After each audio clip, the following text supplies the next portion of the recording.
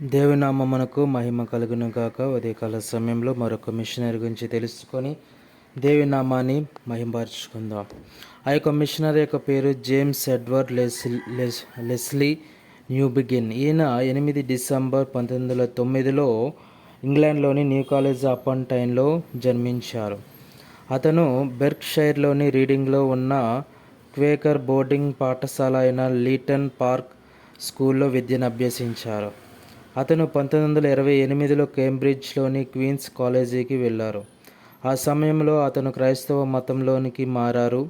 పట్టభద్రుడయ్యాక అతను 1931లో student Christian movement ఎస్సీఎంతో కలిసి పనిచేయడానికి గ్లాస్గోకు వెళ్ళారు.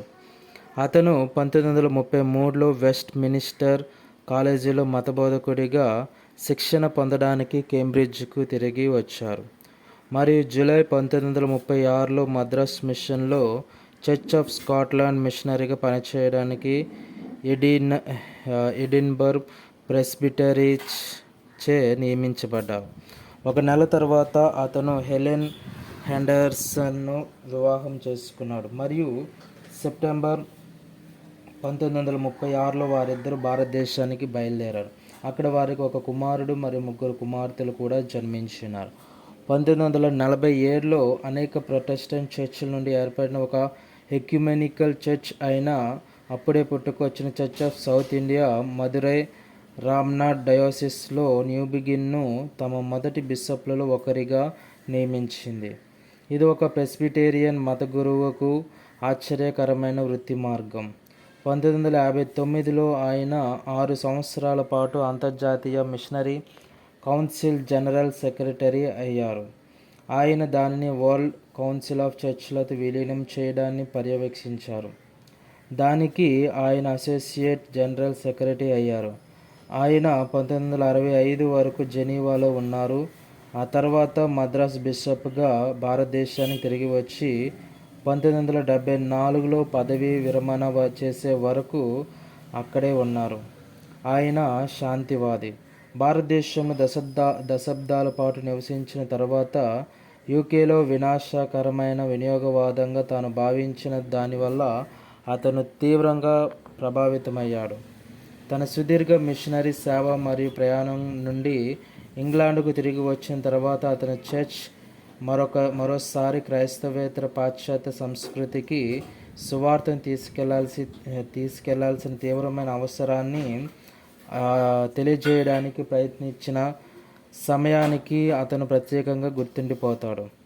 అతను ఆ సంస్కృతిని దేవుళ్ళు లేని లౌకిక సమాజంగా కాకుండా అబద్ధపు దేవుళ్ళు ఉన్న అన్యమత సమాజంగా భావించాడు. న్యూబిగిన్ దృక్కోణం నుండి పాశ్చాత్య సంస్కృతులు, ముఖ్యంగా ఆధునిక శాస్త్రీయ సంస్కృతులు విశ్వాసం ఆధారిత ప్రాథమిక భావనలచే ప్రభావితం కానీ నిష్పాక్షిక జ్ఞానాన్ని విమర్శనాత్మకంగా నమ్మడం ప్రారంభించాయి.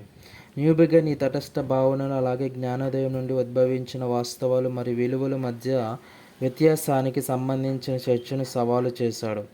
ఈ సమయంలోనే అతను తన 2 ముఖ్యమైన రచనలైన ఫూలిష్నెస్ టు ది గ్రీక్స్ మరియు the gospel in a pluralist society రాశారు. వీటిలో అలస్టైర్ మాకింటైర్ మరియు మైకేల్ పోలానీ వంటి ఆలోచనా పరుల బలమైన ప్రభావం స్పష్టంగా కనిపిస్తుంది. అతను తన జీవితపు చివరి సంవత్సరాలు 1955లో ప్రచురించబడిన proper confidence, faith, doubt and certainty in Christian discipleship అనే తన చిన్న పుస్తకంలో ఈ అంశాలకు తిరిగి వచ్చాడు.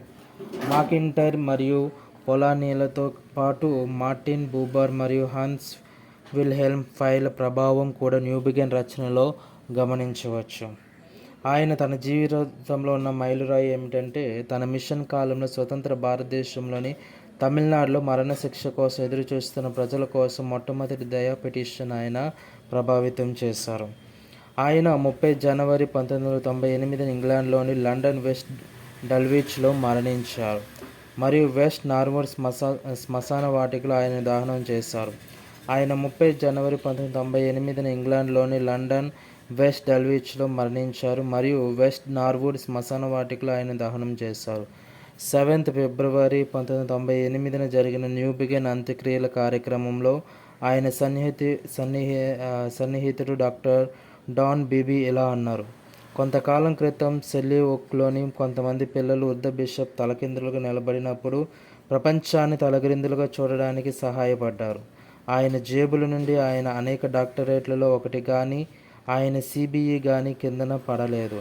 ఆయన బిషప్ పదవి చెక్కు చెదరా లేదు. లెస్లీ ల్యూబిగిన్ను ఉత్తర అమెరికాలోని ఆంగ్లికన్ చర్చ్ యొక్క ప్రార్థనా క్యాలెండర్లో జనవరి 29న స్మరణతో ఆయనను గౌరవిస్తారు. ఆయన ఈ విధంగా మన భారతదేశానికి వచ్చి మన భారతదేశంలో అదేవిధంగా ఆ యొక్క అమెరికా, ఇంగ్లాండ్ ప్రాంతంలో కూడా విశేషమైన సేవా పరిచర్యను ఆయన చేసి ఉన్నారు. ఆమెన్.